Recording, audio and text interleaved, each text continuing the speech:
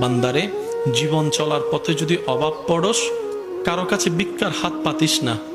আমি রবের হুকুম আসা পর্যন্ত একটু অপেক্ষা করিস। আমি রবের হুকুম আসা পর্যন্ত একটা অপেক্ষা করিস। প্রত্যেক জনের জীবনে হঠাৎ কিছু টাকার প্রয়োজন হয়েছিল, পকেটে টাকা ছিল না, কিন্তু সে কাজটা এখনো পর্যন্ত আটকে থাকে নাই। কোনো না কোনো ভাবে কিন্তু আল্লাহ আপনাকে ব্যবস্থা করে দিয়েছেন। সুবহানাল্লাহ। আল্লাহ কখনো কাউকে বেসাহারা রাখে না। আর যেখানে রহমাতুল্লিল আলামিন নবীর উম্মতের কথা আসে, সেখানে তো বেসাহারা কোনো প্রশ্নই আছে না, বেসাহারা কোনো শব্দই আসে না। রব্বুল আলামিন বলে, আমি অন্য নবীর উম্মতের জন্য যতটুক দয়াবান, তোদের জন্য তার চাইতে আরো বেশি দয়াবান। রব বলে, লা তাকনাতু মিন রাহমাতিল্লাহ।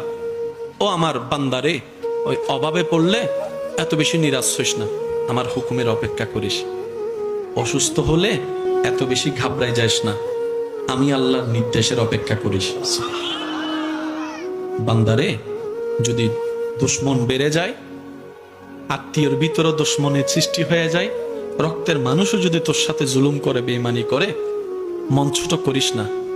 তোদের জীবনের প্রতিটা ক্ষণে কিভাবে মোকাবেলা করবি সেটা প্র্যাকটিক্যাল শিখে নেওয়ার জন্যই আমি প্রত্যেকটা নবীকে এক একটা মুসিবত দিয়ে তোদের জন্য শিক্ষার ব্যবস্থা করে দিয়েছি। সুবহানাল্লাহ।